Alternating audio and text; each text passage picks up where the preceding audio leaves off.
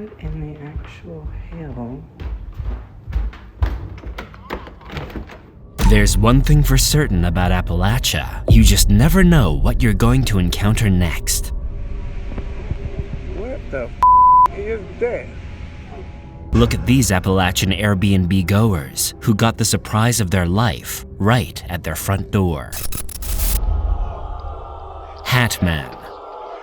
This one is a doozy. A couple is vacationing in an Airbnb somewhere in Appalachia when, after a game of cards and a few drinks, a woman notices a strange shadow move in front of the door. Terrified, she begs her husband to go check it out, fearing a dangerous visitor. Take a look.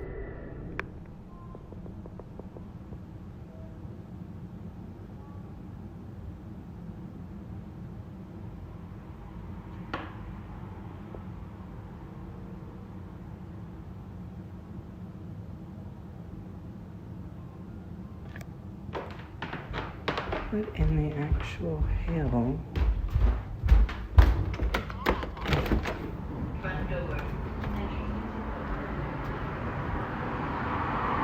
There's literally... The shadow of what looks like a man wearing a hat can be seen moving oddly in between the window pane. It seems to be attempting to break in or finagle the lock. When the husband reaches the door and opens it, there is no sign of anyone or anything at all. And after the door is shut, the shadow is completely gone. Was this a simple trick of the light or another bizarre Appalachian mystery?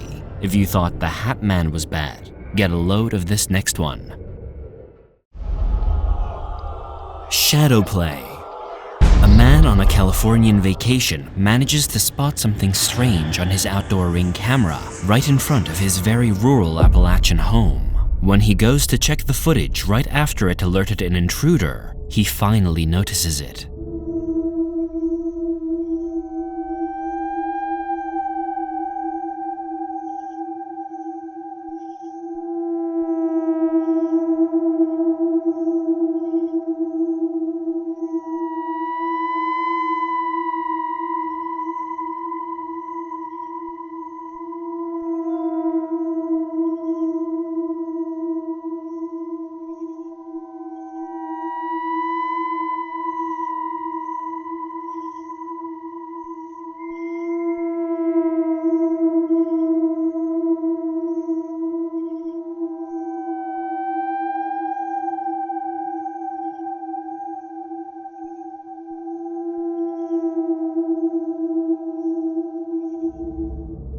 You can see some kind of shadow manifest itself directly on the front steps. The pattern of shadows looks to be some kind of footsteps or other movement, though there's nothing in the frame to suggest its source. It's hard to tell what it is exactly, but the man confirms his camera has never once alerted an intruder before. Could this be some kind of mysterious energy attempting to manifest, or is there a more logical explanation behind it all? Not spooky enough for you?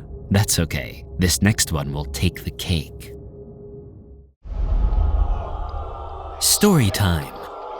Sit back, grab and snack, and buckle in, because this is one of the most terrifying Appalachian encounters ever recorded. Alex, a new Appalachian homeowner, has recently purchased a home in the area.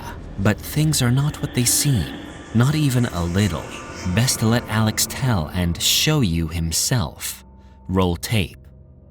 Okay, so I live in the Appalachian Mountains. I rent my house, and I don't know if I have a ghost or if it's some kind of Appalachian folklore that has been f***ing with me, but there is no human explanation for this, so... And I have my theories, but buckle up. So for some context, I only moved out here because, one, it is way cheaper than where I was living previously, and two, I have friends down the road. So, like, I'm not out here completely alone, but I do live by myself, and it is just me and my dog. So, within a week of moving in, I deep cleaned this house. And in doing that, I also Windexed the exterior windows. They all had a film of pollen on them, and I wanted to be able to see out my windows. Within a week of Windexing the exterior windows, and mind you, I am the only one that has been in and out of the house. I'm sitting in my living room and I'm looking out the window, and the sun is hitting the window in just the right way that I noticed two giant handprints on the outside of the window. So this handprint right here, like you can see it a little bit, that's what spooked me. And then so I went outside to investigate because I was like, what the f-? Like, I just cleaned these windows and I know that no one has been here, and they were fresh prints. Clearly, these were fresh. This is the right hand and this one's the left. And no one had been at my house. And I know that nobody tried to break in because I have a Ring camera on that entrance, and in order to get to this window, you have to walk past the Ring camera. This is the layout of the deck. So right here is the door, and there's my camera right there mounted, and this is the staircase leading up to the deck, and this is the only entrance to the deck. And then where the window is along this couch right here. So whatever it was that tried to push open that window somehow got past that camera. And mind you, the camera's view goes to like right before that mat. So there's no like army crawling past it. Like if you come up that staircase, you are passing that camera. Like I don't know. So that whole situation kind of freaked me out a little bit, but I was like, you know what, I'm just gonna gaslight myself and pretend that didn't happen. So I kind of just let it go, and I was like, you know what, that was weird, but maybe it was a fluke. So about a month or so after that happened, I went out of town for 5 or 6 days, and before I left, I made sure every light in the house was off, because I'm not paying for that. So upon my return, it was dark outside, and I could see from the street, before I even pulled up my driveway, that one of the guest room lights was on, and based on the light that I saw, I knew it was a lamp. So it wasn't like a switch where maybe I accidentally flicked it on instead of off. Like, no, it was a lamp. You have to crank it. So I am shitting a brick, and I pull up my driveway.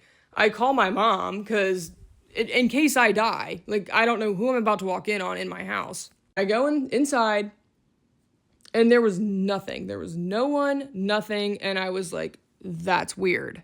But once again, what did I do? I gaslit myself, and I was like, well, maybe there was like some kind of shortage and it turned the lamp on. Like, no. So after that happened, nothing weird happened for a while. Like, it was a good few months. And then in the springtime, I installed string lights on my outside deck. Again, I went out of town and I come home, and not only was the same guest bedroom light on, but the string lights were magically plugged in and they were on.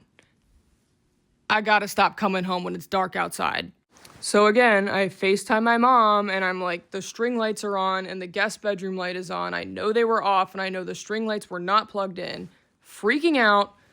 Whatever, I go inside, check the house, no one, nothing, no explanation for it. And I'm like, well, because that definitely wasn't a power surge, unless the power surge levitated a plug into the wall to turn on the string lights. Also, I have cameras inside my house. I have a camera in the living room, and I have a camera in the kitchen. Both of those cameras face entrances, so no one came in the house, and there was nothing inside that at least the camera picked up on. So after all of that happened, I just kind of accepted the fact that my house is haunted. And I was like, you know what, whatever, maybe we can be homies. He hasn't killed me yet, so maybe we're cool. A month or so later, I had my landlord here. He was fixing the smoke detectors and stuff. And he lives in the house behind mine. I could walk through my backyard to his house. Him and his wife lived there. They lived there for quite some time.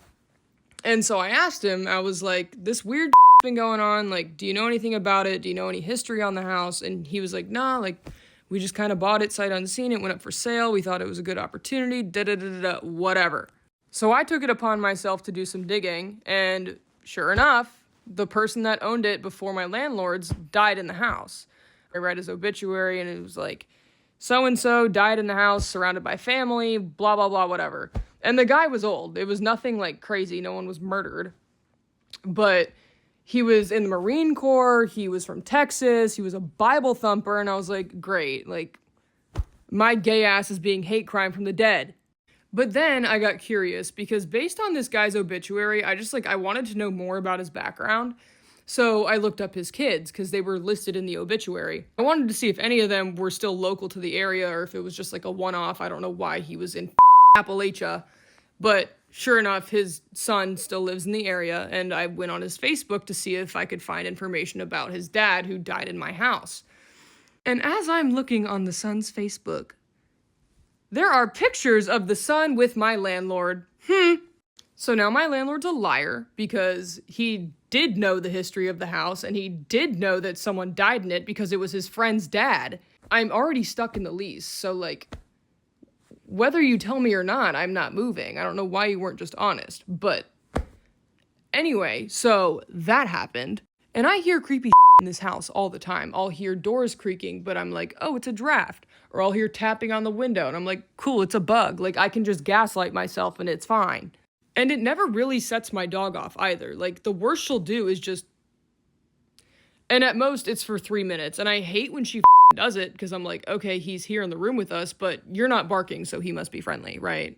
So after the string light incident, there was another dormant period from like May to July where nothing really weird happened outside of the shit that I hear on a daily basis. But then there was this one night in the middle of July, and my dog sleeps in my bedroom with me, because I do not subject her to what goes on in the rest of the house in the dark, because if I don't want to be out there, I'm not going to make her be out there. So we sleep in my room. But this one night in the middle of July, she woke up at 3 a.m.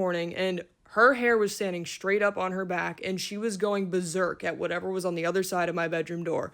And I was like, oh, no. So I get up and I lock the bedroom door. And as I'm locking it, I heard the loudest crash coming from somewhere in the house. Immediately, I check all the cameras, outside, inside, and there is nothing. But I was not about to go investigate that in the dark, so I was like, you know what, it, the bedroom door is locked. Let's just, like, sit here frozen in fear, because what else are we to do? And on that particular night, I had done all of my dishes, and, like, the sink was clean. There was nothing on the drying mat except for 2 Yeti tumbler cups, and they're, like, metal cups. So the next morning, I am going around the house. I'm like, what could have crashed? Because it literally sounded like a TV fell over. It was so loud. And that's when I walked over to the sink. And in the sink, there were 2 Yeti tumbler cups sitting up perfectly. Like, someone had placed them there. And where the drying mat is in relation to my sink, it was not physically possible for those Yeti cups to roll over from the drying mat into the sink and then somehow magically land straight up side by side next to each other. Like, no. Something placed them there. And I don't know why it was that loud, but it was. I was making this video last night and then I got creeped out, so I'm just finishing it right now. So like I said, all of that happened in like mid-July, so about a month ago.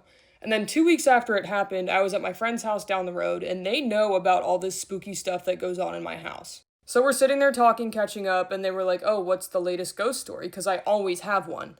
And then I proceeded to tell them about what happened with the cups. So I tell them this story, and then later that night I go back home, and coincidentally enough, that night I had done the dishes, and I had placed a Yeti tumbler cup, a metal cup, on the drying mat, and the sink was completely clean. And just for a quick reference so you can understand what I'm talking about, this is where the cup was, and this is where the sink is. So keep that in mind. Then later that night, I woke up at 3 a.m. to my dog going berserk, and it was the same thing that happened before. But at the time, I didn't put 2 and 2 together. All I knew was that my dog was going crazy. I locked my bedroom door, and then I heard a loud crash somewhere in the house. And I still didn't put 2 and 2 together. So the next morning, I am looking around the house. I'm like, what the hell could have crashed? And then it dawns on me, look in the sink. Sure enough, the Yeti cup that was sitting on the drying mat was sitting up in the sink. And like, what are the odds that the night that I tell this story, it happens again in the exact same manner? So now I'm thinking, like, did it follow me to my friend's house and hear me tell this story and then intentionally try and freak me out again? So now I don't know if it's a ghost, a spooky Appalachian creature, or all of the above. Like, I don't know. So help me. What do you make of Alex's experiences in his new home? For some residents of Appalachia, this isn't a surprise to them in the least. To others, though, it has them begging Alex to pack up and never return. Could this be a mysterious intruder, one of Appalachia's infamous feral blue people? Or is this some kind of paranormal manifestation? If you thought those window prints were bad, oh, just you wait until this next clip. The Face. Though the following clip is short, the nightmare fuel it provides is off the charts. A couple recently moved to a remote house in the Appalachian Mountains and immediately began to experience strange activity, disembodied voices and shadows moving in places they shouldn't. And to top it off, their dogs have been acting rather strangely ever since the new move. But one morning, the couple finally has concrete evidence into their suspicions. They are being watched. Take a look.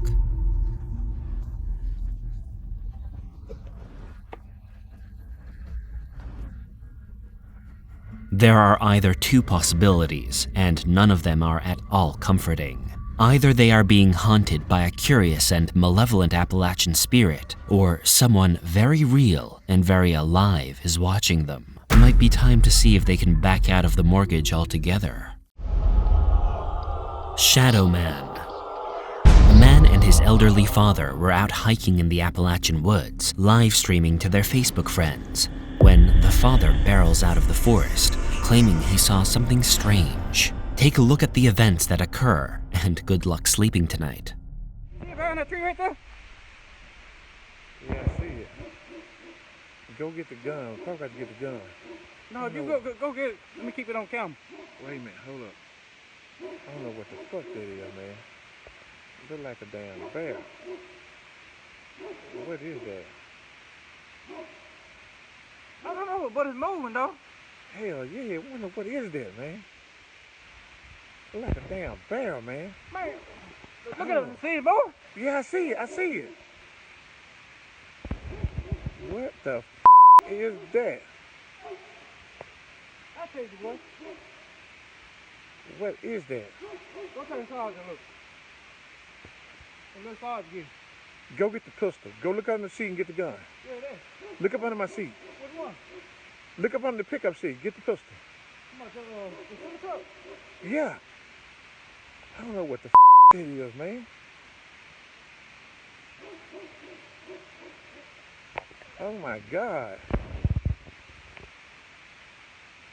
This is real, man. What the f? They encounter what looks to be a shadow of a person moving and behaving erratically in the trees up ahead. It's hard to make out what it is exactly, but its movement suggests something altogether inhuman. It's a strange sight, and the men are just confused as to what they caught in the Appalachian forest. What do you think? If you're confused by that one, just you wait. Window Woman. While camping in his grandparents' remote Appalachia cabin, he is awoken to strange noises and a growing feeling of unease, as if he's had hundreds of bricks placed upon his chest. After hearing the noises initially, he quickly grabs his phone to capture whatever might happen next. Well, he did, and here's what he caught. Take a look.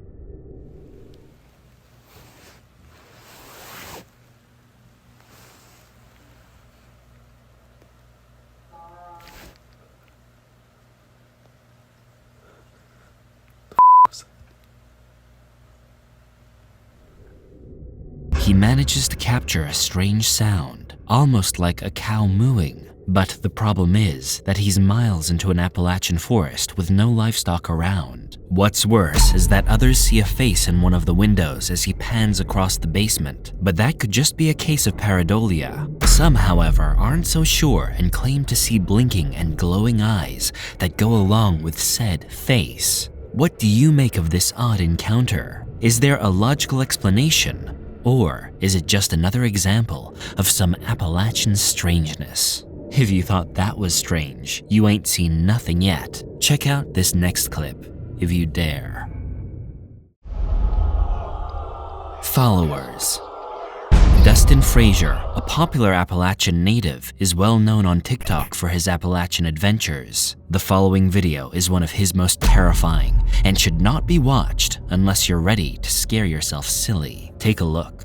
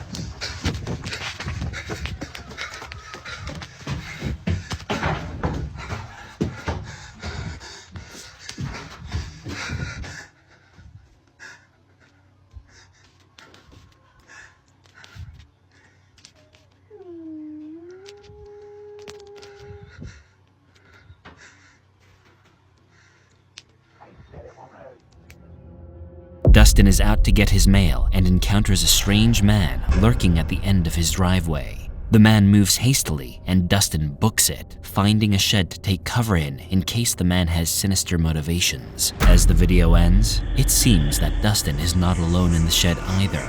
Though Dustin has his naysayers, you can't deny the entertainment factor is off the charts. Is this real? Probably not. But there's no denying the old Appalachian intrigue.